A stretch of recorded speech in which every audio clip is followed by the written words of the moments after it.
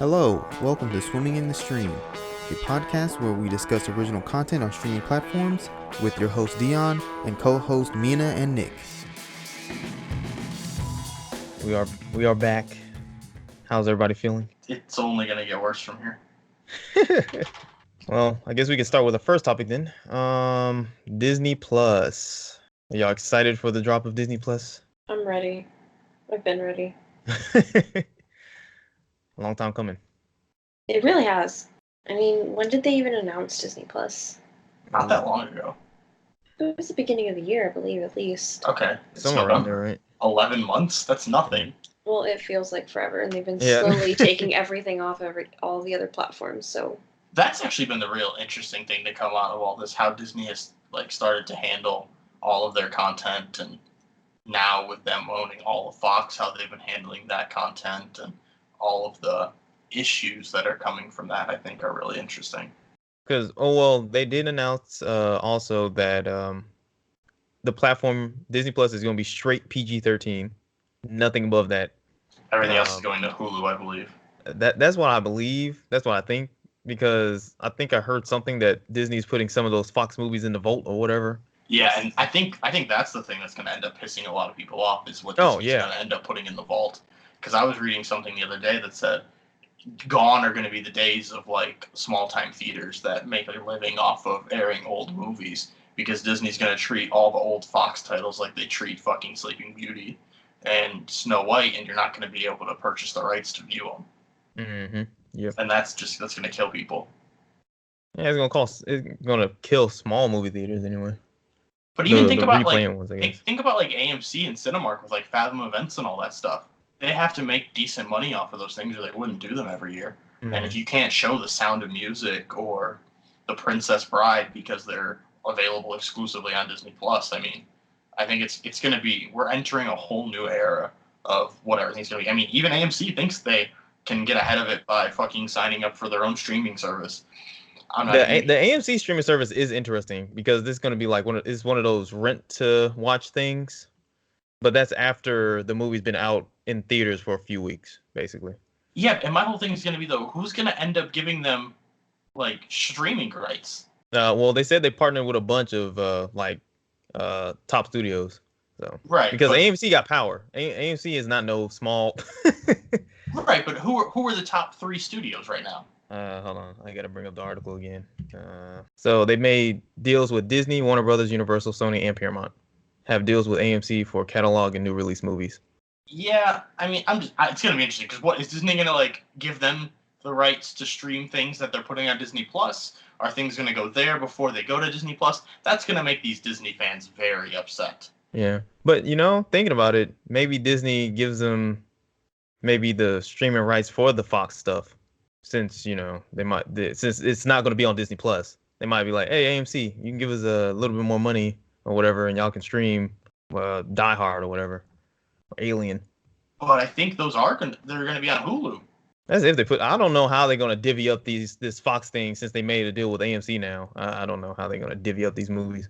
It's going to be interesting because those are two Die Hard movie theaters play that every Christmas, so it's going to be interesting. I don't know. It's going to be probably about as successful as their Movie Pass ripoff. Oh shoot! It killed Movie Pass when AMC Tinseltown made their own Movie Pass. Pretty much, it killed it. They're over. No, what killed Movie Pass was their terrible accounting. There was no way their model ever made sense. Oh, no, their model didn't make sense, but that's why they changed it to 3 movies of, 3 movies a month or something like that. But AMC and Tinseltown and them were like, why don't we just do the same thing?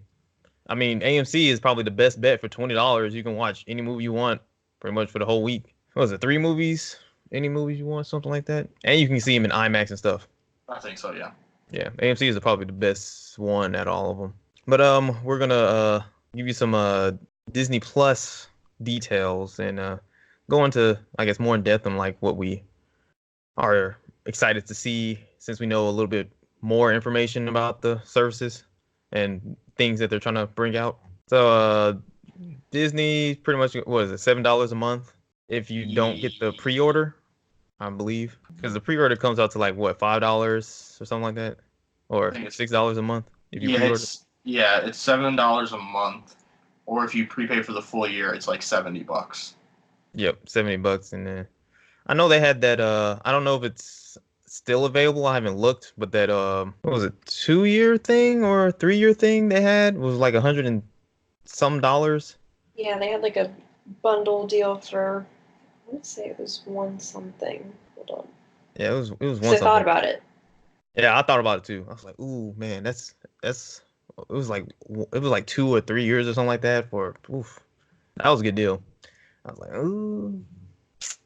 But for a full year, yeah, $70 for a full year. But normally it's gonna be $7 a month. Yeah, but I wonder how long it's gonna last. Oh, it's not gonna. That's why it's not gonna last long. It's well, what they have they had a 5-year plan thing until they make money on the service or whatever. So I'm expecting it to last for at least, I guess, 4 or 5 years, maybe in that range, and then they're gonna start kind of hiking the prices up.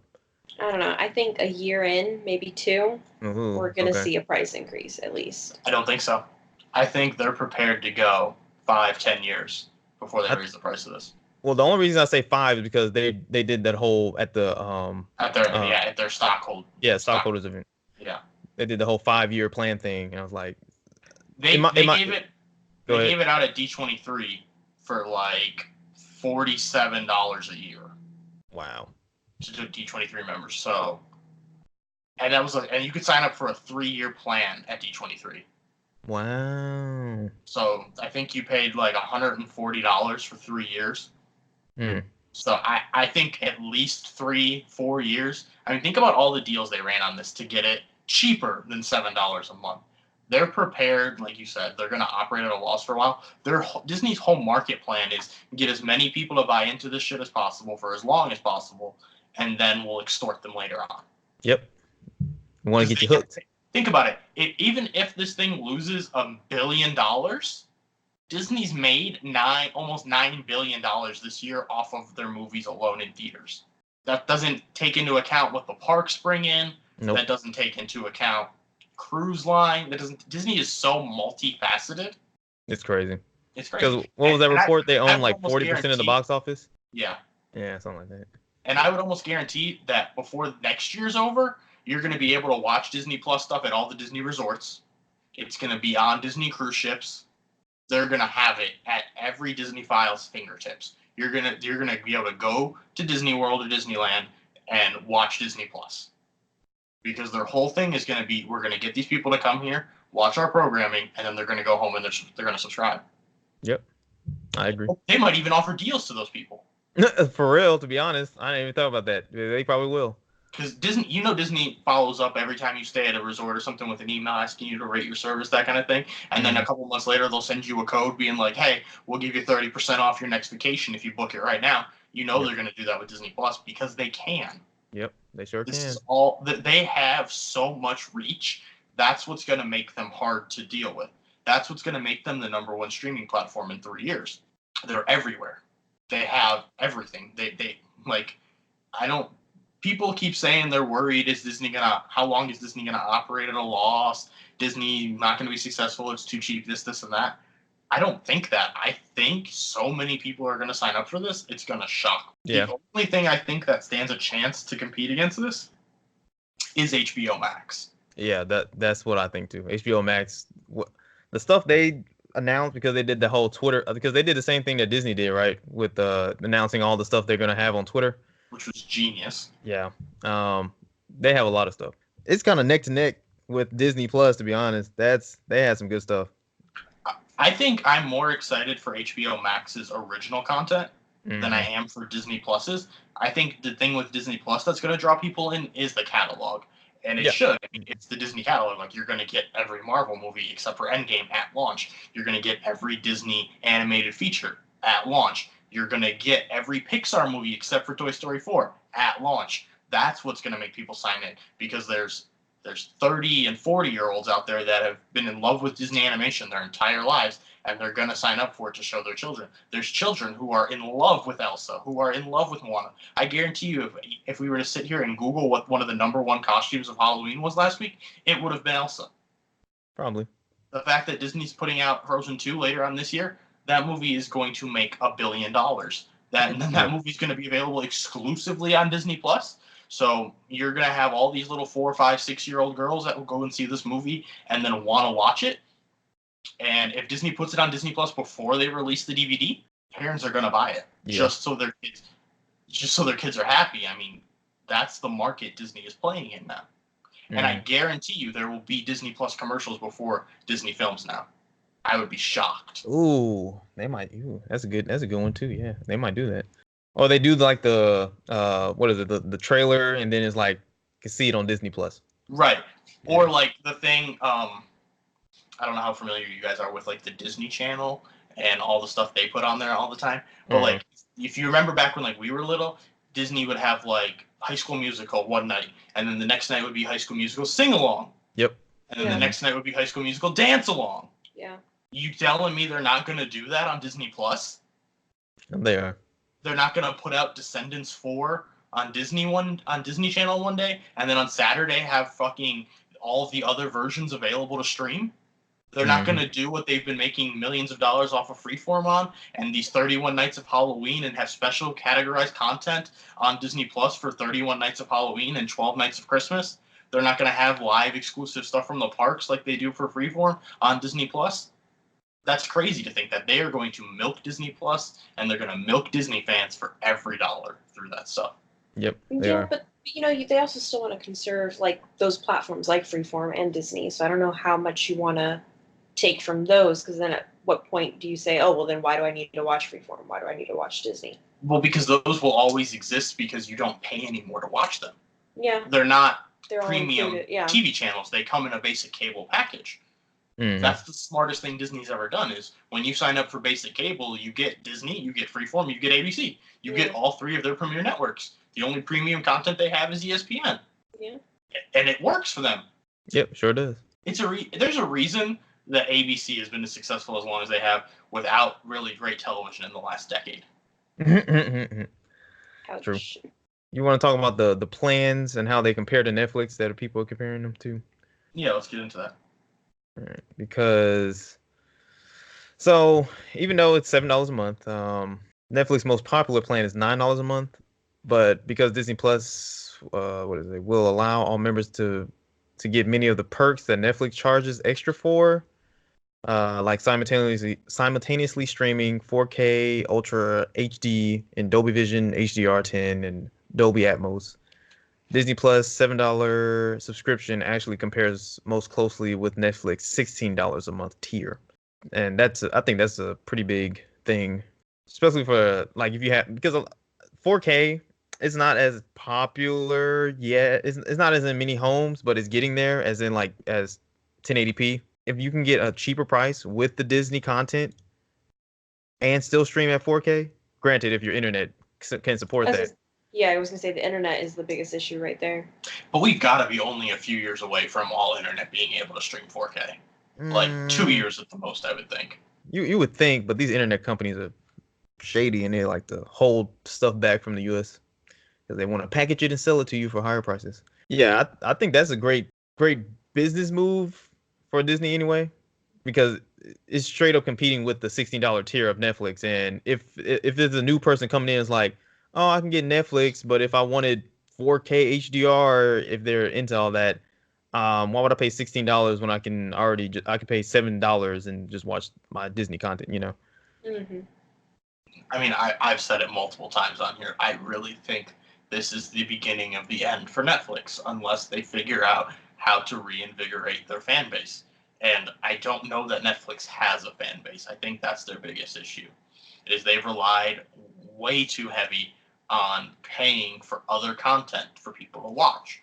The Netflix originals are usually good, but there's so many of them that it's really hard to watch them all.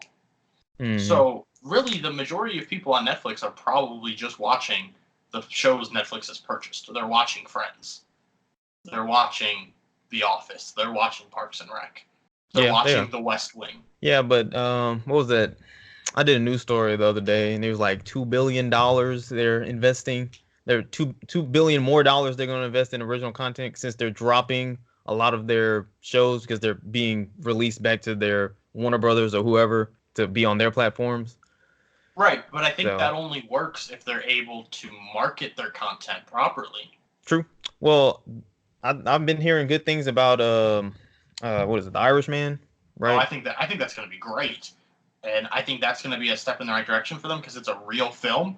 It's one of the first. I mean, people are going to get mad when you say stuff like that, but it's hard to deny Scorsese is a acclaimed Oscar-winning director. I mean, so that's like a big budget film. So you have to hope they handle it right. But then you look at how they've handled things in the past with like Alfonso Cuarón and Roma, and I mean, Roma was an Oscar-winning film, and I think we would all be shocked if we realized the number of streams it was getting on Netflix today. True, but those are more of those critically acclaimed type films. They don't get a lot of, especially with the culture nowadays, with more blockbuster culture we have. Those films don't get played a lot, but it's good to have those under your belt. Right, but I think if Roma would have been a film that was released in theaters exclusively, and it would have made however much money movies make in theaters, because with the Oscar buzz it was getting, it would have made money.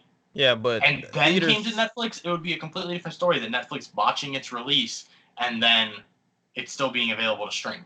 Well, I can't completely blame Netflix because the whole theater thing, Netflix and the theater thing is still a problem, especially even with The Irishman. So Netflix wanted to put the movie Irishman in theaters for like 2 months, I believe, or something like that, and then put it on Netflix. All the theater changed, AMC, 10%, all of them was like, nah, we ain't doing that.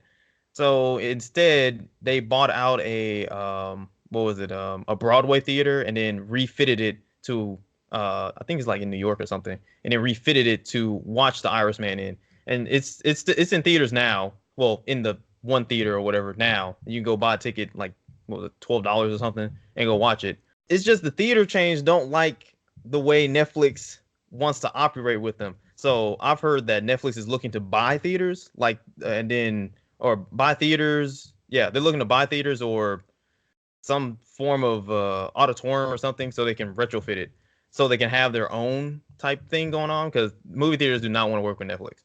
Straight up. Right, and I think that makes sense. I'm just saying, Netflix has to figure out a way then to fix the problem of marketing their movies. Yeah, true. Because that is another problem with Netflix, is that they have a lot of shows, and you kind of don't know which ones are good or not. Right, and that's like, yeah, there's just too many of them. You can't watch them all. No, it's overwhelming. It is overwhelming. But yeah, I see the problem. Let's do a prediction. Okay. Let's each go around and guess how many subscribers they'll have day one. Oh, jeez. Okay. Wait, hold on. Let me see. How many? Cheating. What? I'm trying to see how many subscribers Netflix has. And then I don't know if Netflix releases those numbers. Oh, they probably don't. Wait. Someone got a rough number? They don't release nothing. So Google is telling me they have 60 million subscribers right now. I believe in the United States. 60 million subscribers in the United States. Right, and we can just do US because Disney Plus is coming out later in other countries. So just US, day one, how many people are going to be subscribed to Disney Plus? So this 60 million is built up over a while. So I'm going to say roughly around 20. I'm going to give them 20. 20 million? Yeah. Okay. Mina? I'm going to go with 10. I'll go with 10. Yeah, okay. I'm going to go 50. 50? You think it's going to be almost at... Wow. Okay. I think both of you are incredibly low. I think it's going to be... I think they're going to be super close, and I think that's going to shock a lot of people, and I think it's going to frighten a lot of people. Okay. I highly doubt Disney's going to release anything, but I really... I mean, I'd be shocked if it wasn't more than 50. The highest I will go is probably 30, but I think that's high. But the highest I will go with 30. But I'm gonna stay around 20. My reasoning is because it's a new service that people have to prove themselves first off. And yes, they do have a large back catalog, but I don't know if that's going to entice people as big as we think. It might, but we'll see. And that's granted if they release the numbers on how many subscribers they have. If it's big, they're going to boast about it. But if it's probably small, they're probably not going to say anything. I'm thinking as of right now, they probably have close to 10 million. I can see that. And it hasn't even launched yet. Yeah, since they had that pre-order thing. I read something that said they were at 2 million. Let's see. There's Okay, if they're already at 2 million, Mm-hmm. and none of the Verizon people who are getting it for free have access yet. Yeah. And Verizon's the second largest.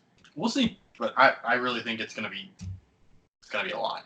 Yeah. So I just found a CNN article that says Netflix has about 140 million subscribers right now. Seems so. Okay. Well, in the U.S. or worldwide? I mean, it has to be worldwide. Yeah, it could be the worldwide number. Globally.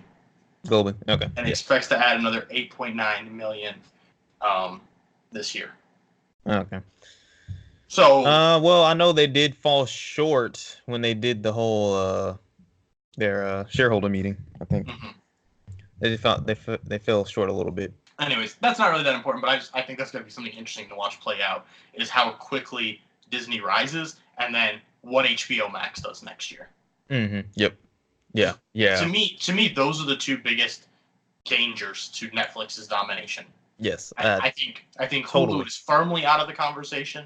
I don't think Amazon has ever taken Prime Video seriously enough for it to be part of the conversation. Well, they said they're going to start refocusing for Amazon Video Prime, but we'll see, because they do have I don't know if they're waiting for the Lord of the Rings thing to drop to do their whole new plan or what, because they said they're going to focus more on blockbuster type things. So is that even still happening? Yes, it is. They just have a release date? No, they just started shooting, but I can't imagine it's not going to come out in end of next year. I would think it comes out because they started shooting a few months ago, I think. So I'm saying into next year. Okay. It should be ready. So we'll see what happens with them, but because to me right now, yeah, it's Disney Plus, it's Netflix, it's HBO Max. Yeah, those are the Disney Plus and HBO Max are the big two competition for Netflix. And I think HBO Max is the one I'm most excited about, so I think we can move into that one and we can talk about it a little bit. Before I moved into that one, I wanted to go over what's y'all most anticipated, since we have a little bit more news on what is dropping for Disney Plus.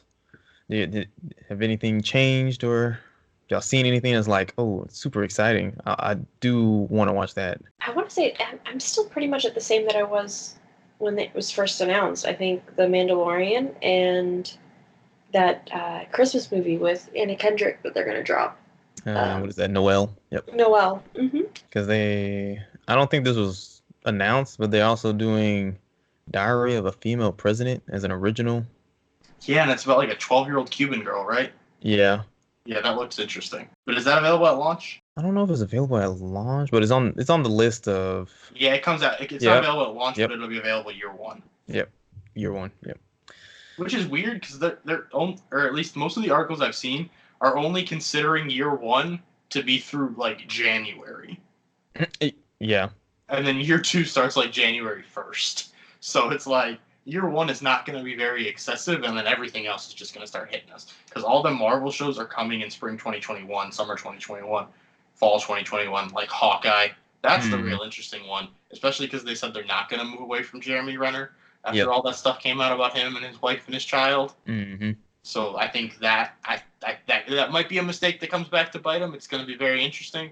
I think, especially with the level of engagement we've seen from fandoms lately, it's going to be very interesting to see how Disney and Marvel handle that. Because I mean, everybody here saw all of the outrage over Johnny Depp. Yeah.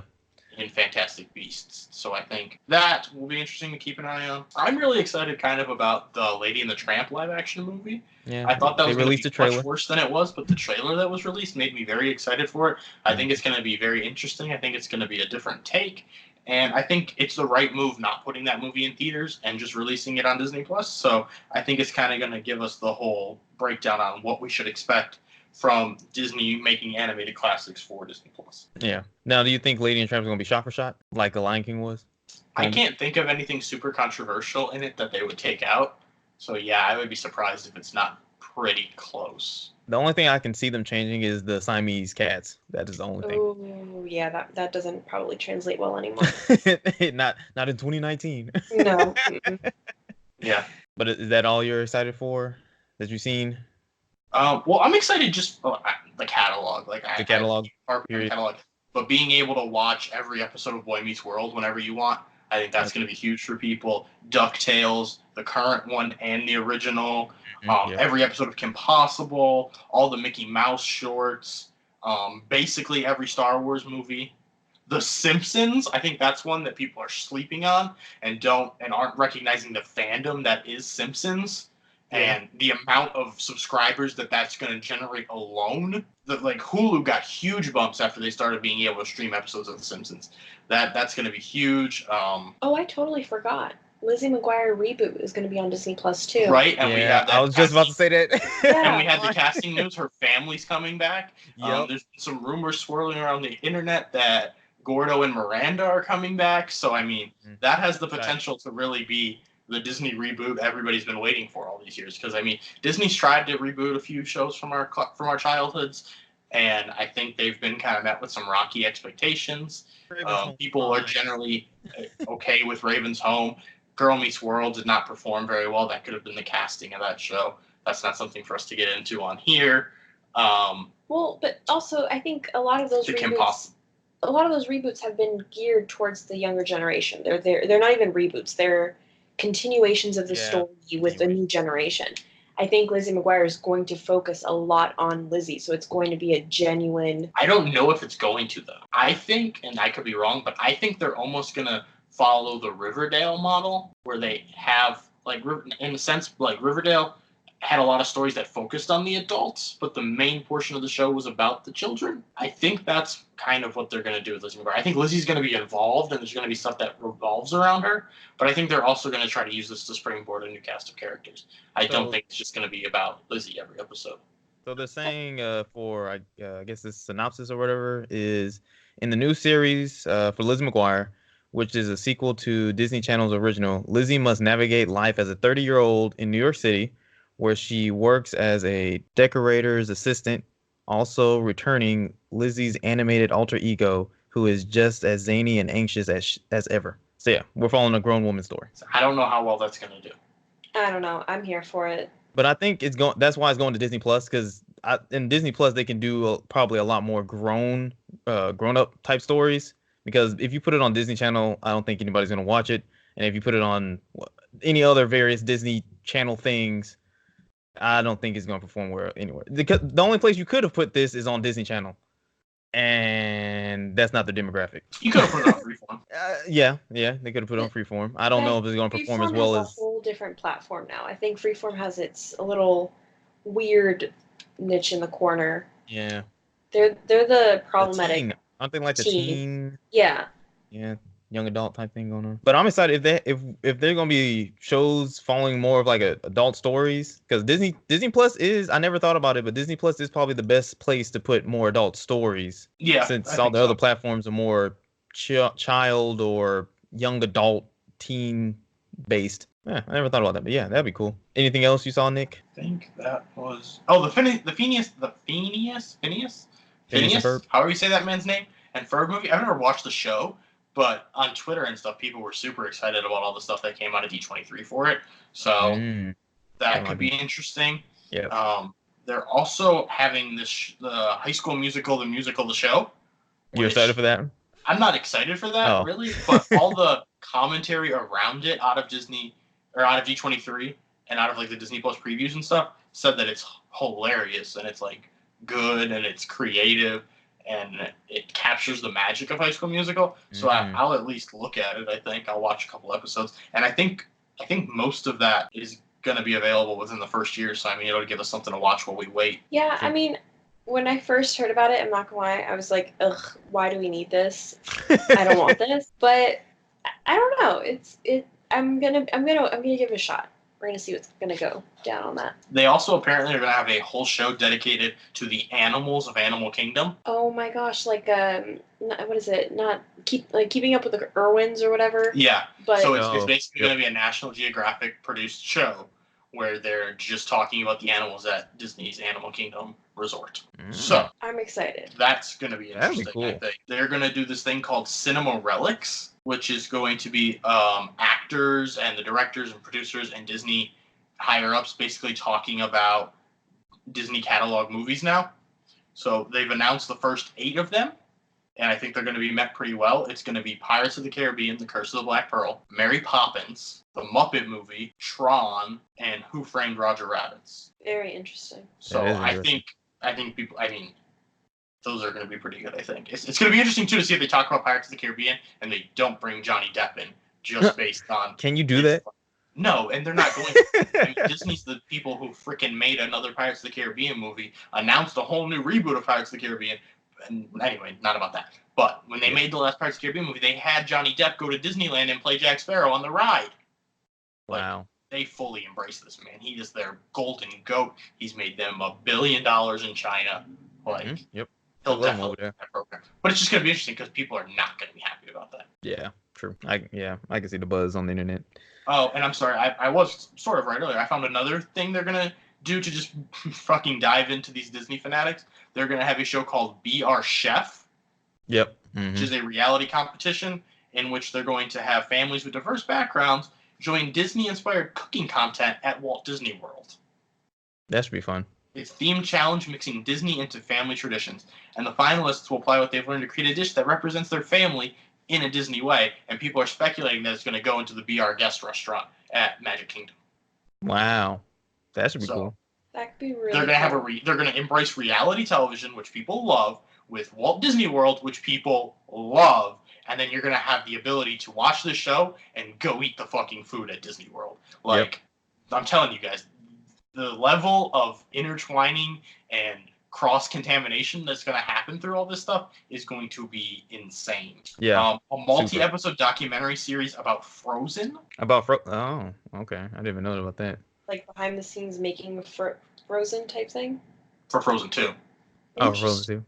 Right, and then there's Star Wars, all the Star Wars stuff, The Mandalorian, the new season of Clone Wars, the Monsters at Work show. I mean, there's just going to be all... And then they have that Bo Peep show. I can't think of the name of it, but basically how Bo Peep got from getting thrown out the window in Toy Story 4, spoilers for Toy Story 4, and then meeting up with Woody again. So that's going to be interesting. There's just a lot of interesting things coming. I mean, yeah. I think Disney Plus is going to do well. I just hope they keep up the content. That's all I hope for. What I'm excited for, I guess, mainly is going to be The Mandalorian, most anticipated. The trailer looks amazing to me. I guess I'm excited for the Kenobi, even though that's not going to come out till like 2021 probably. WandaVision is my most anticipated Marvel show.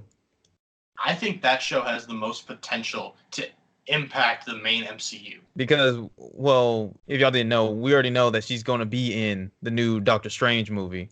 So, Doctor Strange in the Multiverse of Madness. Yep. So, whatever happens in the shows, it's going to impact, I think, the universe maybe heavily. Maybe. I'm really excited. WandaVision is my most anticipated Marvel show. And then I know they announced a bunch of other Marvel shows to come down the line. Moon Knight, She-Hulk, and Miss Marvel. Miss Marvel. I think out of those, I want to say She-Hulk is probably my most anticipated out of those. It's either that or Moon Knight. I think She-Hulk could be really cool, especially if they get Mark Ruffalo to be in a couple episodes, because I think he does like episodic television remarkably well. So I'd be interested to watch that. Yeah, I think it's gonna be very interesting. I'm trying to see, is there anything else I was excited for besides the Liz McGuire thing? I'm excited for The World According to Jeff Goldblum. I'm excited for that. Oh my gosh, yes. I'm ready for that show. I think that's pretty much it. I know they announced Hocus Pocus is getting a sequel, but that's not gonna be for a few years. Did you see the rumors that are circulating on the internet though that the whole cast has agreed to return? Yep, I saw that. I'm excited. I think that's the only way that movie will be received well. Oh, of course. I think if you try to recast them, it'll be very, very negatively received. Yeah, because it's not the characters that became iconic is because of the actresses. Like, exactly. Try to recast them is gonna be like, don't care so much. But it's interesting because I think I would really only be interested in seeing like the witches. Yeah. Like, do I really care to see Max come back? Not particularly. No, not really. Do I really care to see his sister, whose name I can't even remember, come back? Not really. And the girl with the big yabos, like, what is her name? Sloan? Crystal? Yep. What is her name? Does anybody know? Nope. What is her name? Her name. Christy. Okay. No, stop talking. It is Danny, Max, and Allison. Allison. See, we couldn't even remember her name. We're not going to care if she comes back. But that's what all people care about is the witches, I think. The only way we care if she comes back is if her and Max have a child. I mean, that might happen. I mean, that's all people. But, like, Binks already found... Right, and, like, Binks found happiness, so if they make that motherfucker come back and be a cat again, I'm going to be real pissed off. They can't. They can't, but, like, do you want something without Binks in it? I mean, they could they do a new cat? I don't know if it works the same way, but... No. Can they kill Danny and make Max into a cat? Does that underline the whole plot of the first movie? But yeah, that's all I see that I'm super excited for anyway. Yeah, I guess we'll go ahead and go to now. Okay, did y'all want to talk about Apple TV Plus? Yeah. Have y'all been seeing reviews or anything for the show with Jason Momoa? Didn't that release? Was it C or something like that? Isn't that what I believe they had 3 episodes released. People are saying it is Game of Thrones meets that movie with Jennifer Aniston on Netflix. Brightbox? Oh yeah, Bright. You don't? Oh no, Bird Box. Bird Box. Beats that Bird is Box. Sandra Bullock. Sandra Bullock, same shit. Oh my god. Okay. Yeah, so they're saying it's like that, and then it kind of has a little bit of Aquaman. So basically, Jason Momoa has been typecast into like the role that he always plays. Oh, and a bit of that Netflix show he's in, Frontier. That's what it looked like, Frontier. They said they've like mashed all of Jason Momoa's characters together. I guess he does like some crazy thing where he kills somebody in one of the episodes or something. Mm-hmm. But people are saying it looks good. People are saying it's funny. Jason Momoa's funny. There's 3 episodes of it out right now. I'm definitely gonna check it out. I think. I mean, I think Apple Plus is gonna have like the sneaky good shows on it. Yeah, probably. I'm just excited for. I mean, it already started, but Dickinson with Haley Steinfeld. Mm-hmm. Yeah. That's about. Really, what I'm really excited for though on Apple Plus is For All Mankind. Oh yeah, I saw the trailer for that. Didn't they release a trailer or something for that? Yeah. So I think there might be 1 or 2 episodes of that out too. And so it's basically the alternate reality. Yeah, it's like a sci-fi alternate reality show where we weren't first to the moon, where Russia beats us. Yeah. So I'm excited for diving into this big space theory that's huge now with like all the movies that have come out basically about the moon landing, and it's coming out I think at the right time with the anniversary of the moon landing being this year. So it's I think it's going to be well received, and it looks really interesting the way they're kind of positioning everything, and the trailer looked really good. It has, I mean, Apple spent money on all of their TV shows, so I think the production value is going to be really high. I think the biggest thing that's going to hurt them is they don't have any content. So it's going to be kind of week to week, see what we have. But I think the biggest thing that's going to benefit them is Apple is closest to Disney in terms of how many people it touches every day. So I think the iPhone is the #1 selling smartphone in the world. I think Mac is one of the top selling computers in the world. There's schools out there with iPads in them. I mean, their products are everywhere. So the fact that they're going to be able to push content to those, I think is going to help them a lot. What's really going to have to take for them to become a major player, though, is they're going to have to buy a film studio, I think. Oh, well, they did partner with A24, even though that's a small film studio. They still did partner with some type of studio. And didn't they partner with somebody else, too? All I heard was A24. I'm not sure if they partner with anybody else. All I've seen is A24. It might be just A24. Yeah, A24 for right now, anyway. So they can, if they want to, get their movies into movie theaters, and that's another thing that kept away JJ from bringing Bad Robot to Apple. Yeah. So they do have something now. I don't know. I think that's gonna help them. I think it's just, and I mean, A24 might have had one of the best movies of the year. So if eventually we get streaming rights to that over on Apple Plus, I think that'll matter. It's gonna be interesting. Definitely. They're gonna have to buy some. I think they're gonna have to buy a studio though, only because I think they're gonna need the content. So they have to buy something that can give them a catalog. Mm-hmm. But who's left? Sony? Paramount, maybe. And Sony. Yeah, Sony, Paramount. Sony's the biggest one out there, and I mean, let's be honest. Sony might be looking for somebody to buy them. They're not exactly doing well. If they didn't have Spider-Man, they'd probably be bankrupt. If they didn't have Spider-Man and the PS4, they would be bankrupt. Yeah. Because the company not doing so hot. The PS4 pretty much saved their skins. But is that it that y'all wanted to talk about with Apple TV Plus, or is there anything else y'all saw? Unfortunately, I think that's all there really is with Apple for right now. And then it's gonna be a wait and see. And then you said Apple, it's only for if you have a new to Apple, then you get Apple TV Plus, right? If you've bought an Apple product, any Apple product that's like a major product, you can't go buy a pair of headphones. But if you buy like an iPhone, an iPad, a Mac, an Apple TV, any of those things, then you get Apple TV Plus free for a year. And then other than that, it costs $4.99, I believe, a month. Okay. And I mean, really, I think the price point is low enough that it's going to get point's not that bad. buy-in. And the fanboy culture Apple has is going to get people to buy in. I mean, there's people that are religious about Apple products, so I think that's going to help them out. But it's like I said, I think Apple's biggest thing is going to be we're going to have to wait and see. I think the morning show, I'm not super excited about it, but I think that's going to do well for them. That's that Steve Carell, Jennifer Aniston comedy that they have. So I mean, I think it's just going to be really a wait and see. And the fortunate thing they have is they're sort of in the same position as Disney, where if they don't make money this year, it sucks. But they're a $1 trillion company. They're the most wealthy company in the world right now. I mean, they can wait a little bit. Yep, definitely. So I think that's what's going to happen, and they're going to spend a ton of money on content. So we'll just have to wait and see with them. But I think I like what they've shown us so far. And they did partner with a lot of good creators. So they do have, I think, good stuff coming down the line. Yeah, because we haven't even begun to see what Shonda Rhimes is going to give us from them. Yep. And I mean, she's created arguably the four of the best television shows in the last decade. So we will see. We can go ahead and get into HBO Max if that's the case. Let's get into it. So HBO Max is debuting May 2020. They're coming in at a price point of $14.99. I believe is $14.99, and they have a lot of content. It's the same story we've been talking about. So all episode, I think it's the catalog. True.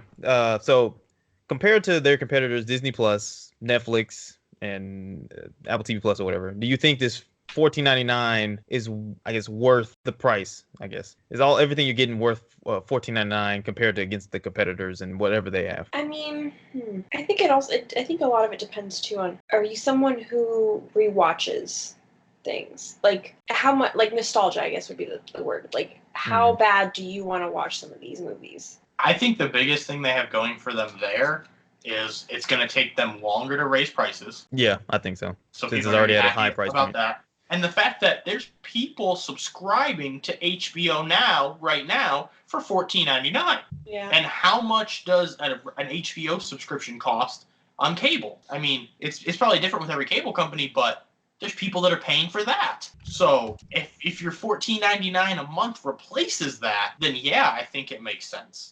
If you just want to compare it across the board, it's still cheaper than Netflix. Because it's still cheaper than that $16 Netflix that we need to compare everything against. So it's not the value of Disney Plus, but I think it's gonna have pretty good appeal. And even for the $14.99, when you get into HBO Max, I believe you get all the HBO content, so you're really not missing anything. Correct. At all. Yeah. So I mean, I think we've talked about it a little bit here, but I think HBO Max is gonna be the thing that kills TV. It could be, especially with everything they announced in terms of like originals and what they will have. It's crazy. I mean, if their production levels on shows are like they were on Game of Thrones, I think they have the money to. I mean, they definitely have the money for it. So I mean, I think that's going to be a big ace they have up their sleeve. I mean, let's just get into some of the content they've announced is going to be on the show or on the platform. So I found a list. It breaks it up into originals. It breaks it up into HBO Max originals, HBO originals, and then the whole library of HBO and movies. Let's just talk about the library for a minute, because I think that is going to have a lot of people subscribing day one. I mean, I think the originals are going to be great. The HBO Max originals are going to be great. But let's briefly talk about some of their catalog. Okay. So on their library already, they got that show Barry. And I think that's critically acclaimed. Big Little Lies. Chernobyl. Yep. Chernobyl. Acclaimed. Curb Your Enthusiasm. Deadwood. Entourage. Critically acclaimed. Euphoria. I think that's on. Acclaimed. That's on now, right? Euphoria. Yeah. Game of Thrones, obviously. Yeah. Critically acclaimed. Emmy award winning. Besides the last season, some would say. Insecure. Last Week Tonight with John Oliver. Emmy Award-winning John Oliver. My Brilliant Friend. I don't know what that show is. Oz. Real Time with Bill Mayer. The Righteous Gemstone. Sex in the City. Silicon Valley. 6 Feet Under. The Sopranos. Critically acclaimed, Emmy Award-winning. Succession. Critically acclaimed, Emmy Award-winning. Yep. True Blood. True Detective. Acclaimed. Yeah. Yep. I mean, these are all. Yeah, I mean, the HBO catalog is hard to argue. Oh yeah, they got the new Watchmen show too. Right, which is getting rave reviews. Yep. I haven't watched Westworld. it yet, but it's on my list. Westworld and The Wire. And that's right. They will. I mean, the Wire is critically acclaimed. It's The Wire. People will make the argument that it's the greatest television show of all time. Yep. And then Westworld. We don't know what we're getting out of Westworld, but yeah. And then that's Westworld kind of fell off a little bit. Yeah. That's the HBO library coming. You're not even talking about the other Warner content they're bringing, which is Friends. Yep. The show Netflix paid $100 million for 1 year of. Yep. Parks and Rec, the most quotable show on the internet, according to Facebook and Twitter. I mean, those 3 shows probably account for 20 million subscribers between the 3 of them. Yep. They will also have The Fresh Prince of Bel-Air. First time ever available on streaming. They're getting The Big Bang Theory too, right? First time ever available on streaming. Yep. 2.5 Men as well. Number 1 comedy of all time, and one of the longest running episodic comedy television shows of all time. I mean, literally one of the only things keeping CBS alive was The Big Bang Theory. Why they did not try to put that on CBS All Access, I do not understand. But I think it was some type of like production something rights thing. Yeah, they had issues with the creator. Oh yeah, that's what it was. The creator. Yep. Yep. But I mean, it's remarkable that show's going to go over to HBO Max and make them all that money. And that's not even talking about the fact that they're going to have streaming rights for Cartoon Network, CNN, TNT, TBS. Yep. Warner Brothers movies. DC. This is the. I'll make the announcement here. This is the death of the DC unlimited streaming service. Okay, let's talk about this real quick.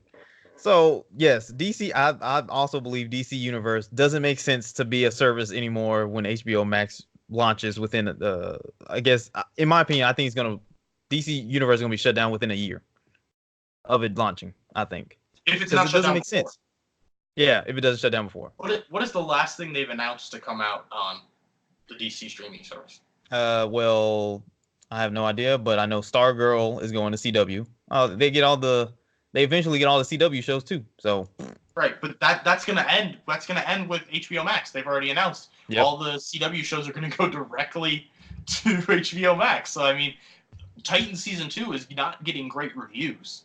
No, people are furious over it. So I would be surprised if that streaming service is still operating by launch. And then one of the shows is going to be simultaneously streamed on HBO Max and DC Universe. So I'm like, this is not going. I think that's the end of DC Universe.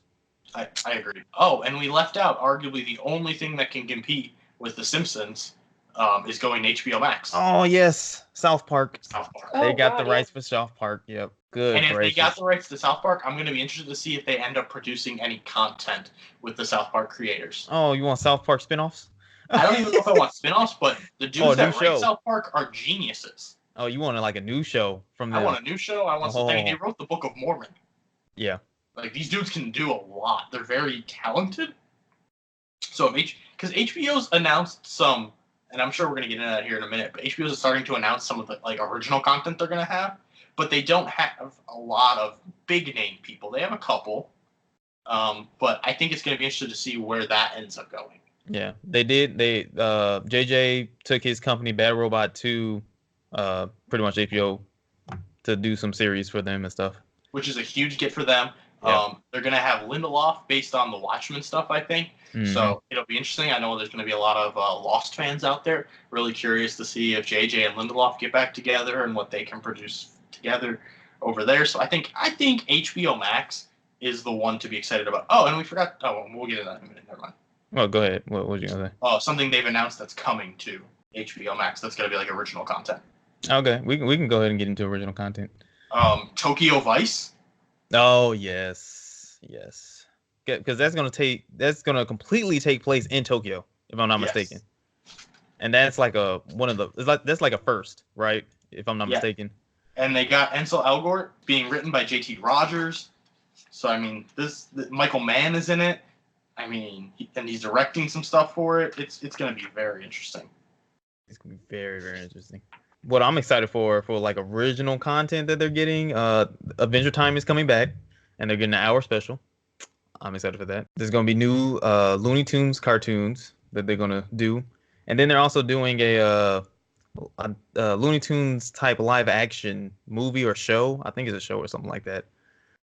Where it's kind of like Looney Tunes back in action, blending the real world with the Looney Tunes. So getting that. Oh, Green Lantern show. Green Lantern show by Greg Berlanti. And everything he's done has been pretty good. I mean, the whole DC universe on CW is pretty much based on him and what he did on Arrow, so I think that's going to be really interesting. They have Reese Witherspoon's production company, Hello Sunshine, signed on to do some things. And, I mean, she's basically trying to be the new Oprah, so it's going to be real interesting. She's got a book club out there. I don't know if people are super familiar with that, but, I mean, she's literally trying to be Oprah. It's a whole theory I'm working on, so that'll be coming later on in life. But I just want to say something that since a Green Lantern show is showing up on HBO Max Originals, this is further evidence that DC Universe is probably going to go away soon. I mean, it has to. It's dead. It's dead in the water. Let's call it here now. And it's for the price point, it's very niche, and I think it costs a little bit too much for what it offers, in my opinion. So, Dion, I can't believe we left out all of these. Oh, okay, yeah, we're just gonna pause really quick to talk about what they're doing exclusively, because we left out some amazing things that are going to be available in their library. We talk about that's already existing or originals? That's already existing. Oh, go ahead. What you got? All 3 seasons of Rick and Morty. Yep, because they get all the Adult Swim stuff, and they will be having 2 new seasons of the Boondocks will be exclusive on HBO Max. Samurai Jack. Yep, they're getting all that. The Bachelor. Yes, they are getting that too. Why? Don't know, but people love that. People love that show. It's ridiculous. The West Wing is moving from Netflix over to HBO Max. Mm-hmm. Anthony Bourdain, Parts Unknown, is moving from Netflix over to HBO Max, and they're having a new something about his life that they're going to produce over at HBO Max. What? They're going to do like a documentary thing on his life? Yeah. Wow. About him. And I see it. Yep, Bourdain. And they're going to like go back and film like people he did episodes with and talk about like his impact on countries and stuff and the education he brought. So I think that's going to be really interesting. Casablanca is going to be there. Citizen Kane, The Shining, Singing in the Rain, Wizard of Oz, 2001: A Space Odyssey. So Oscar-winning films. I mean, their catalog is going to be insane. Super insane. The Doctor Who series. Oh yep, Doctor Who. And they're gonna reboot Doctor Who somehow. I don't understand how you reboot something that's currently on television, but you go ahead, HBO Max, you do you. They're also getting, I don't know how many people. I mean, it's a big thing, but I don't know how many people are excited for it. But they're getting a Dune, exclusive Dune like movie or series or something for HBO Max, because Villeneuve, the movie director, he's doing his own take on Dune for next year. And then this is probably going to excite you and Mina more than it's going to excite me, but I think it's probably a big deal. The deal they signed with Studio Ghibli. Oh, yep. Yep. First time ever you'll be able to stream all Studio Ghibli films exclusively on HBO Max. Yeah, and I mean, I didn't even really know what that was, so I clicked on it, and some of these films I've heard of, so I assume people that actually like them are going to be going wild for this. People pay money to go see them in theaters. Yes, they do movie fest all the time. Yep, they always come back to the movie theaters, and people go pay to see them in the movies because you can't stream it online anywhere, and you can't legally watch it online anywhere, and then buying it is tough, I guess. This is a major win in my opinion to get exclusive rights to Studio Ghibli movies. Favorite Studio Ghibli movie? Go. Spirited Away. Kiki's Delivery Service. That's my second. I just found out I've been saying the name of the company wrong, so I don't really think I have a valid opinion. Have I ever seen one of their movies? Nope. Probably not. I've never seen one with you. If I've seen one, it would be with Dion or you, so. You don't like to read. No, I don't. So Well, I just like to read. Don't put that out there in the universe. People are gonna think I don't like to read. I don't like to read while I'm watching television. That's don't like subtitles. It's a very big difference. I'm literate. I know how to read. But reading while watching television is not my forte. Yeah. I get confused because like they're talking and then I gotta read what they're saying, but like what they're saying is not what they're talking. And now I'm also wondering, are some of their older movies that have? I think most of their movies are translated into English at this point, but I think maybe a few of their older movies aren't. Maybe. And I wonder if they're gonna do the Netflix thing where they redub the movies or something, because Netflix is like, oh no, we're just going to redub it since we have the rights to it. I don't think they should, but I mean that could happen too. Did y'all see anything else that HBO is announcing that y'all are excited for? The Gossip Girl reboot. Yep, they do have that. No. That's going to be big. I think that's going to be big. I'm gonna watch it. I'm not watching it, but I think it's going to be big. Don't worry, I will bring everyone. I am patiently waiting for somebody from the original Gossip Girl to tell me they're coming back, like Penn Badgley. If they can get Blake Lively to come back, people will buy into this like hotcakes. Ed Westbrook's a little controversial now. He had all that stuff come out about him, this whole Me Too era. Probably not for him, but Leighton Meester, if she can come back, you just got to kill Chuck off. Here for it. Leave those characters alone. I got a happy ending.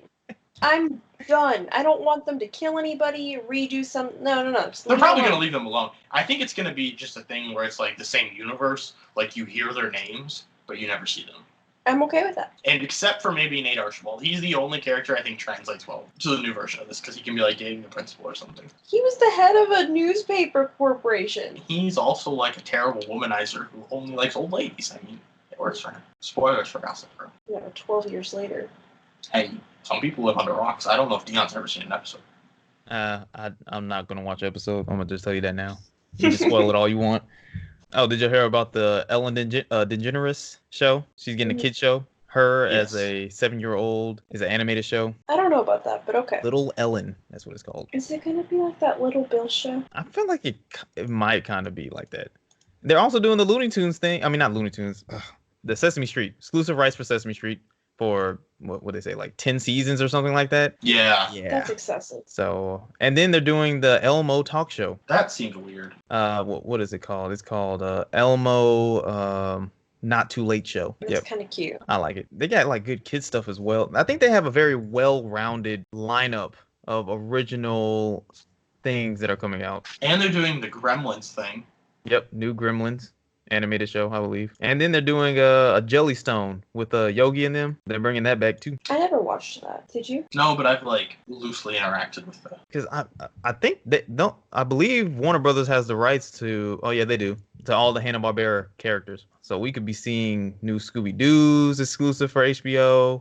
Flintstones, Jetsons. Yep, Jetsons. We could be seeing all new stuff for that exclusive for HBO Max. Good gracious, that's why I'm excited, because they own a lot. I didn't realize, you don't realize how much they own until they release like everything they will have for the service. Godzilla and King Kong. I'm interested to see if that's going to end up being just like the more recent Godzilla stuff, or if they're going to have all of the Godzillas. I think they got to work out a deal with Toho or something. I don't know. Mm-hmm. And they also have Lord of the Rings movies. Yep, so that's going to be interesting, because you're going to have the Lord of the Rings movies over here on HBO Max, and then you're going to have the Lord of the Rings series over here on Amazon. So do you think eventually they're going to probably do something with the Lord of the Rings property? Or it's going to depend. I don't know what their rights are going to look like for that, because I think Tolkien is very specific with how that all worked out. And I think Amazon purchased like exclusive rights to that, and I don't know how long that contract runs for, because that's the other thing I know a lot of people were looking for them to talk about was Harry Potter. And if we were going to get a Harry Potter show or anything on HBO Max, but they can't because they don't have the rights to Harry Potter. Yep. Because the way she sold the streaming rights, NBC has them till like 2025. Oh, okay. And so then they might revert back. But I think they've been a couple different places now. So they've been, because I know Disney had them for a while and was showing the movies on like Freeform. Yeah, they'd have Harry Potter weekends. Right, and now NBC has started doing that on like Universal, TBS, Sci-Fi. So I would be under the impression that the streaming rights are not exclusive and they don't have them, and therefore it's going to be a bidding war. And I think it's going to be really interesting to see, because I am a firm believer that eventually somebody's gonna want to make a Cursed Child movie. No, it's definitely it's gonna happen eventually. And so I'm interested to see if that's gonna be like a movie theater movie. In which case, I think Warner would have the rights to it because I think her original contract with Warner Brothers allows them to make as many Harry Potter movies as they want, as long as they consult her. Yeah. But if maybe that ends up going out for bid or something, I mean, it's just gonna be interesting. Universal has a big role with Harry Potter and stuff, so it's gonna the coming of the streaming and the streaming wars is gonna make everything real interesting. So speaking about Harry Potter, do you think they could possibly buy the script or something from her for the next Fantastic Beast movie if it's not going to go to theaters? I think they have it. Y'all, you think they have it? Because I mean, Warner Brothers is producing that movie as like a studio. Okay, well then, do you think it would go to HBO Max instead of them releasing it in studio? No. Never. That's my question. No. Yeah. Okay. Those movies make enough money where they'll keep putting them in theaters until no one is seeing them. Mm-hmm. I mean, because have we even heard any news on the next one though? They're filming, I believe. I mean, it should come out in November. IMDb says 2021. Oh, so 2 years. November 2021. So they're probably not even filming it yet. Yeah. Yeah, it's in pre-production. Mm-hmm. I mean, Crimes of Grindelwald grossed over $500 million worldwide, $653 million, and it only cost $200 million to make. Yeah, there's no way. So they made 3 times their money back, and so people did not like the movie. I enjoyed it. Right, but the vast majority of people were upset with the movie or whatever. So unless this third one comes out and bombs, I'm talking about barely makes its budget back, mm-hmm. Then maybe they would look at doing things like that.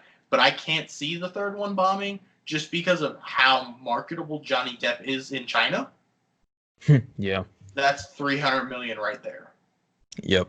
True. And the fact that they're building to what people actually want to see, which is Grindelwald versus Dumbledore, and it's a slow burn, I think is going to make people buy into the end of the series just to get that moment. And that moment could be lackluster, and people could be real upset about it when it happens. But the fact that if I stick through this, I get to see it, is going to make people buy in. I'd still be down for like a Harry Potter show, like a Marauder show where we go like adventure-based episodes where every week they have different hijinks. I would like a Harry Potter show if it like with different kids, whatever, for like not Harry Potter, a Wizarding World show. I would prefer a Wizarding World show with different kids. I thought about this a lot. If I knew how to write a screenplay, I would write it. It would be a show based on the Sorting Hat.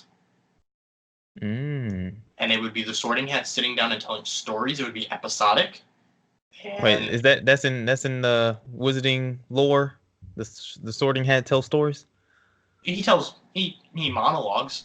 So I don't think it would be off topic, but I just want him to monologue about things that he's seen happen at Hogwarts. Oh, that'd be cool. And I think that would be interesting. Yeah, I think that would be cool. I think that could get old real quick. Well, I feel like that feels like one of those like holiday special type things where the Sorting Hat Sorting Hat, hey, tell us a story, Sorting Hat, and then like every Halloween or every Christmas or whatever, he like tells a story, and that's what it kind of feels like. If I would do it, I would like embrace the unreliable narrator portion of it, where like he twists the story that he's telling you to make it seem different, but then the things you're seeing aren't actually the same. It's very third world shit. I very next level. Are y'all excited for Grease? Rydell High? No. Continuation of Grease? No. Has anybody else seen Grease 2? They tried to continue it. It was terrible. Yeah, but this is I'm guessing gonna wipe away 2, kind of, pretty much. Well, I mean, it's not hard. 2 didn't really talk about anything, but it'll be interesting. Yeah, it seems exciting. Another Grease. We got Green Lantern. Oh, and then I wanted to go back. I read a little bit more on the Dune Sisterhood. Denis Villeneuve is doing the Dune movie, and he's doing the Sisterhood HBO Max TV adaptation. So that's quite exciting in my opinion, because I enjoyed, even though a lot of people didn't go see it, Blade Runner, the new Blade Runner, what was it, 2049 or something like that? Mm-hmm. But yeah, he's one of my favorite directors of recently. Anything else y'all saw that y'all excited for? The elephant in the room. What? House of the Dragon. Oh yeah, they did announce. Yep, they did announce that they greenlit new prequel Game of Thrones show, House of the Dragon. How do you guys feel about that? I'll watch it. I'm not gonna lie. I'm gonna watch it. Not gonna lie. I think I'm more disappointed that they didn't greenlight the other one though. I mean, how bad did that one have to be? Yeah, true. Yeah, it had to be quite bad for them to already shoot the. Well, they shot the pilot, took the reshoot notes on what they wanted to see, and then presented them with the new pilot, and they still canned that series with the Long Night, with the Night King stuff. Still canned it. I mean, had Naomi Watts in it. Yeah, I'm more disappointed than excited. I'll put it that way. I'm shocked. I mean, they invested so much money in that. They claimed that it was going to explain away all the issues people had with the final season of Game of Thrones. That's what I was expecting. I was like, oh, okay. So they're that literally while I was watching the final season was like, oh, they said they're pretty much saving all of this for the show that they announced, The Long Night. And now we're not getting that. And I'm like, what the hell? So what was the point of literally not doing anything with the Night King in them, pretty much? Yeah, because I mean, they won't be mentioned in this new show at all. No, they're not. I expect them to be not mentioned at all anymore, ever. Well, they don't exist. Oh yeah, because the show we're gonna watch is gonna be after they've already come and before they ever come back. Yeah, okay. So why would anybody ever talk about them? No, they're not. They're going to pretend they don't exist. And I mean, it's going to be interesting. People have wanted this for forever. People are super excited. In at least like the Game of Thrones fandom or the Song of Ice and Fire fandom, however you want to refer to it. The Targaryens have one of the more interesting stories in that. George did just release Fire and Blood, which is a dense novel packed with this stuff. It's going to be the primary source material for all of this. I think it's going to confuse people, if I'm being honest. Some of the names are very hard to pronounce. They're very confusing. The Targaryens have a lot of naming people the same thing, so you're going to have a lot of the first, the second, the third, like a regular monarchy. I'm going to be really interested in following this, though, just to kind of see how it plays out. I don't know that it's going to be received well. I think they're going to get a lot of backlash on it, especially with the fact that people are already starting to get a little upset. They canceled the female-led show with the female showrunner for this male-led show with a male showrunner. Oh, okay. It's going to be a male-led show? Yeah, it's a male-led show. Mm-hmm. Mikhail Sapochnik, who directed some of the better episodes of Game of Thrones, the big battle stuff, Battle of the Bastards, The Long Night, those are all him. The one where... And not important. But anyway, so yeah, he's going to be doing a lot of it. George R. R. Martin's going to be loosely involved, like he kind of was with the Game of Thrones show, so... I mean, the only thing that I think is going to be really cool is there's going to be a lot of dragons. Yep. Well, we would think, right? Well, if they're adapting the story, then there has to be. Yeah. Because up until the Dance of Dragons, every Targaryen has a dragon. Mm-hmm. And we're not talking... Unless they do one of those things like, oh, the dragons are on blah, blah, blah island, and we call it or something like that. Because... that's a lot of CGI work, and I don't know if they wanted to do that though. They're going to have to alter the storylines. Yeah, because I think they're already going to are very heavily involved in everything everybody does. Yeah, I think they're going to alter it anyway to make it probably more drama based. Anyway. Well, it's pretty dramatic. I mean, and that's why I think they went with this one anyways, because of more drama. George's writing style is very dramatic. He writes for television. He's very good at that, so I think they're going to be okay there. I think the real reason all this ended up happening is they saw the backlash from Game of Thrones, and they ended up thinking they were better off doing something where they had source material versus somebody trying to play in George's world and maybe not giving the people what they wanted. I think there was so much backlash over the directors taking steps away from the source material, because there is no source material for the final season. Yeah, it's all based on a loose outline that George has. So there was too much backlash for that, for them to be like, yeah, we're going to write a whole show about things George has never really talked about. Where I think that would have actually been a real good place for them to grow, because they could have manipulated the story themselves, because there's not a lot there. Whereas this, if they don't do this right, people are going to be furious. People love the Targaryens. People love Aegon the Conqueror. People love Jaehaerys the Conciliator. People love Daenerys. People love the dragons, Balerion the Black Dread, Vhagar, Meraxes, Caraxes. Like there's a lot that people are very, very into on this, and if they do anything wrong with it, I think the Game of Thrones and the Song of Ice and Fire fandom have shown they're ready to come out in support or against things like this. Yep, I agree. I mean, we've seen the Game of Thrones fandom has basically destroyed the careers of Dan and Dave. Yeah. And then I heard they did some Q&A somewhere at a writing thing, and it didn't get any better. Oh, you talking about the film festival where they basically said, yeah, we forgot some things, we remembered some things, we didn't really agree with some things, so we did this way. But overall, it was received well, right? Yeah. And then they wanted to let them make a Star Wars movie? Oh, well, I think that also plays into the... Oh, well, that's another podcast, but I think all that plays into why they are no longer on Star Wars.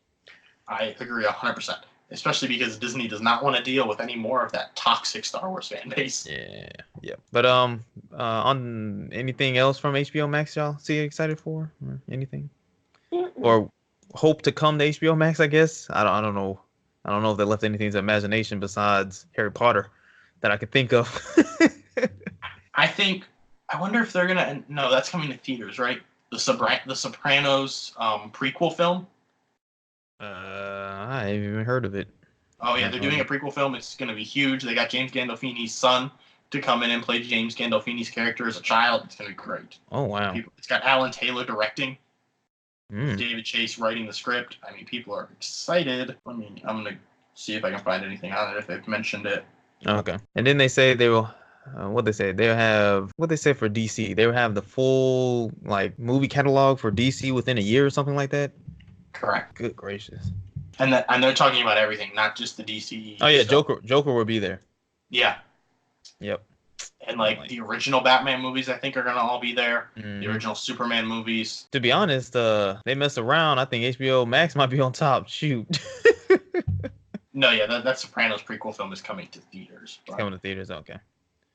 The casting on that is great, so I'm gonna be excited for that. Yeah, I didn't see anything else really.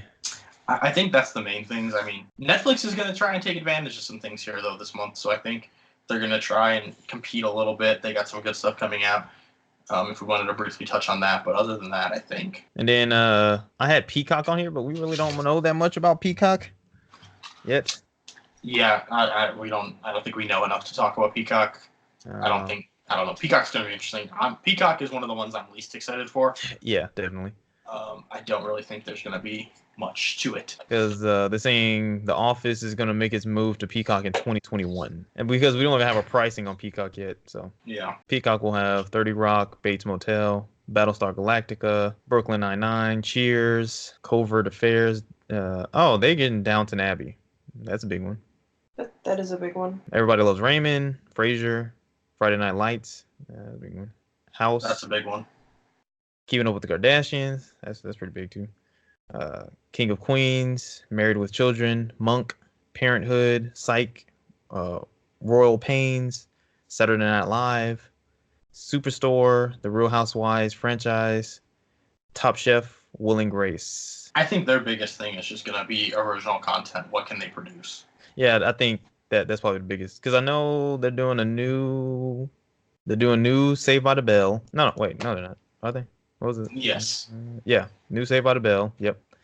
New Battlestar Galactica. Punky Brewster. That's a Saved by the Bell spinoff. And I think that's the only 3 new original things they announced. I think. I think so. And I think they're talking about rebooting The Office, which I don't think needs a reboot. That's a terrible idea. I just don't think. The only problem with that is I don't know how the joke, because 2019, and I don't think those jokes are gonna fly with modern TV goers anyway. You mean your mom? 100%. I don't think. Isn't that where That's What She Said came from? Yeah. Yeah. I mean, in 2019, the Me Too era, that's gonna exist. I mean, I've never watched The Office. I'm not the biggest fan, but I've read enough internet blogs about Michael Scott being the biggest misogynist in the world. Oh no, he is. He is very misogynist and quite slightly racist. So I mean, I would be scared of that show and being on in 2019. And who do you get to play these characters? Like, these people made these characters so iconic. Well, my biggest thing is the type of jokes they're gonna have, because those jokes are very non-PC. Yeah. So I don't know. I just don't know if it's gonna be the same flavor or not. You know. Yeah, I don't see it working. But we might be surprised. So, but we'll see what happens with that because I'm not expecting that to come. Well, this service doesn't launch till like what 2021, right? I think so. I think it comes out next year sometime. We just don't know when. Yeah, it starts next year, but we just don't know when next. Oh well, it's saying that April 2020, it will launch somewhere in there in that range. Oh, so they're gonna launch before HBO Max? That's what this article is saying. That'll be interesting. They just haven't revealed the price or anything yet. After talking about all this, out of the new streaming services that are popping up, what's your number one most anticipated, I guess? I'll still say Disney Plus. Disney Plus, okay. HBO Max. HBO Max. All right. I'm going to say Disney Plus just for the Star Wars stuff alone.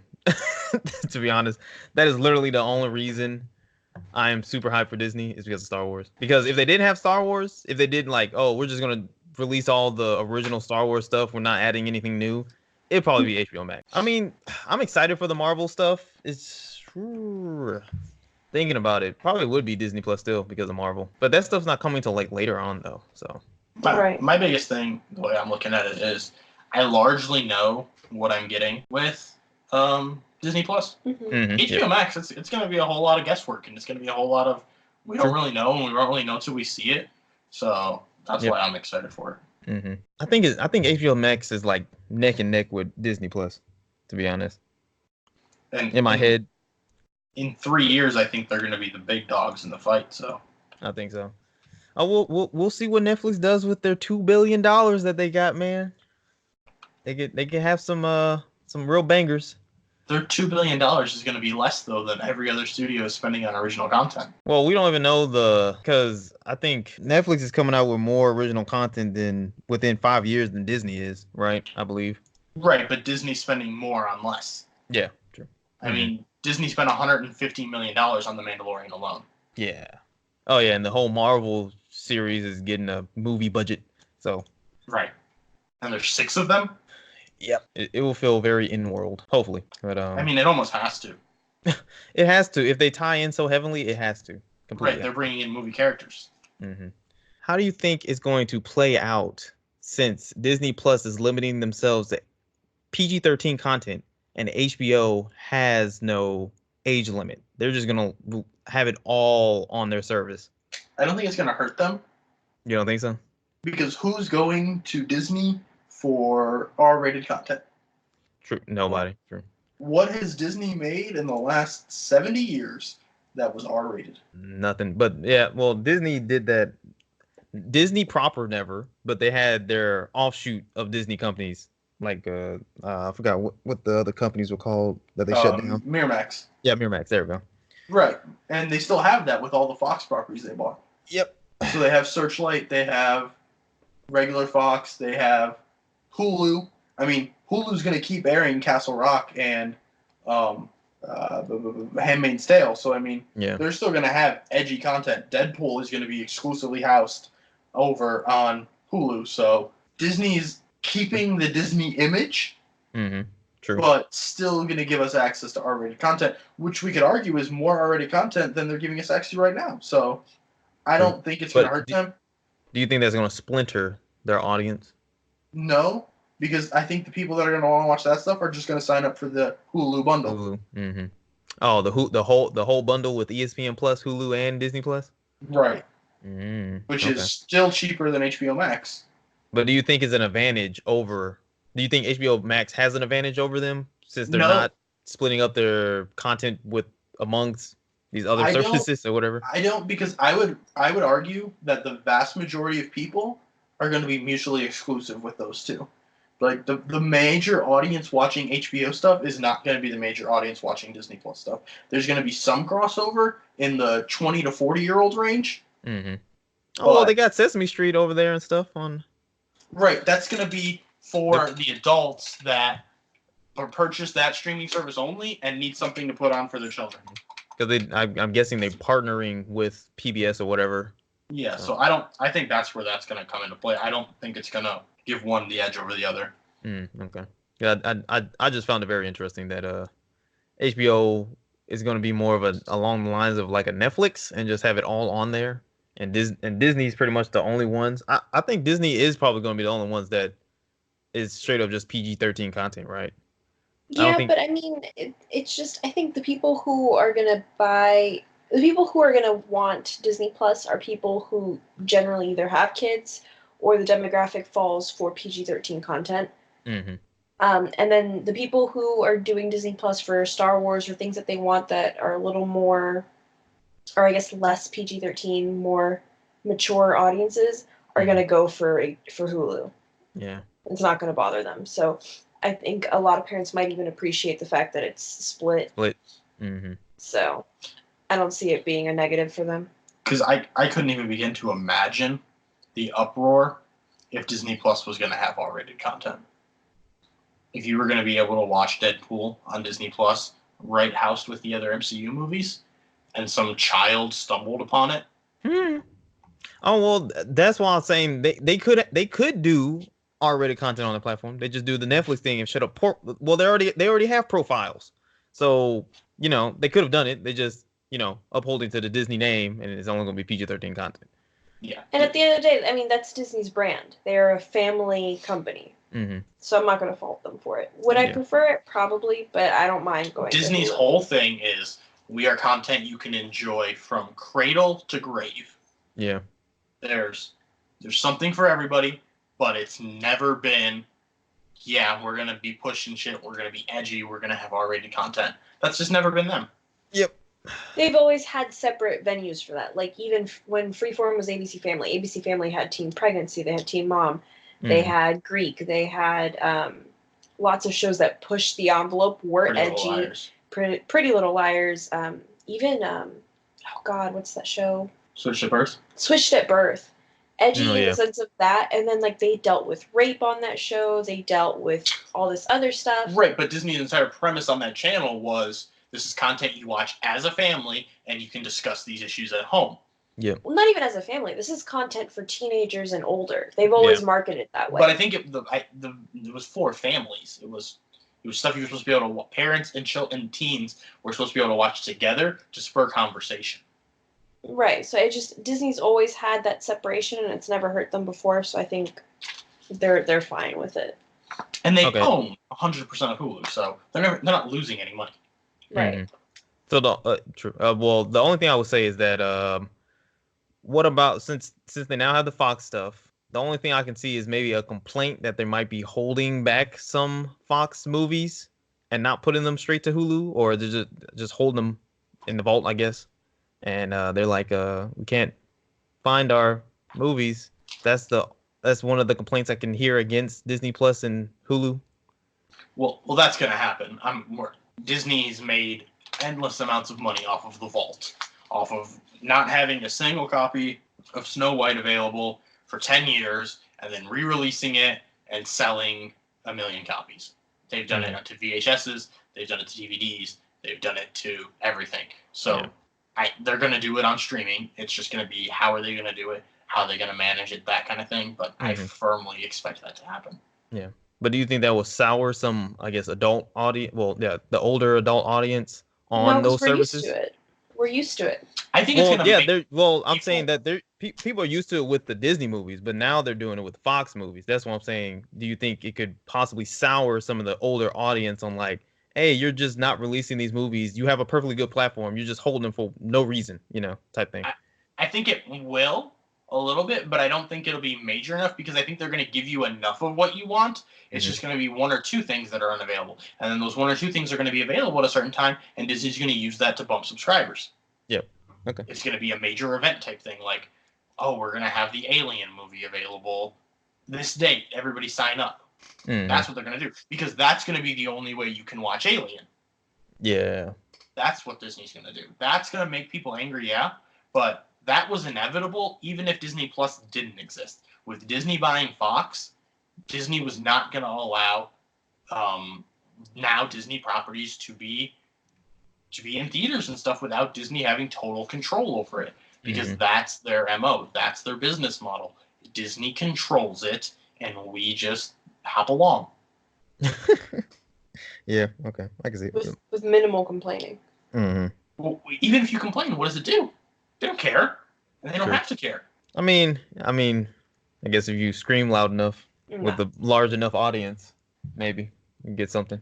No, because you know what Disney can do then? Fine. What? You can't stream anything. Oh, hell. I think that'll just sour people even more, but I think that's the opposite effect. If it sours them more, that it does, but at the end of the day, then Disney has all the apples in its basket again, and they control how we get access to their content.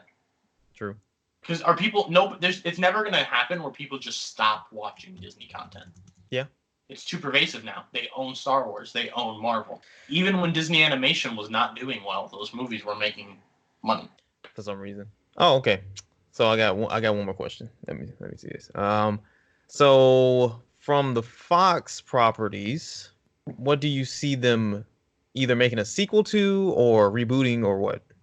Since Fox had a extensive list of movies and shows that could end up on, I guess, either Hulu or Disney Plus, basically. I think there's way too much out there to even speculate at this point. Well, I would say I want, and I could see them doing some type of alien spin-off, either a TV show or a movie. I can see that. Didn't Fox just put out an alien movie that didn't do well? That was what, 2 years ago, maybe, I think. I think that's too recent for Disney to touch. Oh, well, that's why I said it has to be completely different, because I was having this conversation earlier that he's kind of ruining his own franchise in Alien with him doing because he only has one more, because he wants to make one more movie to finish his whole trilogy on how the Alien was made. So I don't think he's going to get funding from Disney with that, but I can see them doing maybe a TV show or a spin-off movie or something completely different. Not anything that he has his hands on. We already know that they're trying to tie in the X-Men within, 3 years, right? Something like that? Something like that. If not sooner. So since we have Disney Plus, what X-Men type show would you want? Because I think it's inevitable. If Disney Plus is successful and all the Marvel stuff is successful, I think it's inevitable that we will get some type of X-Men something or Fantastic Four something.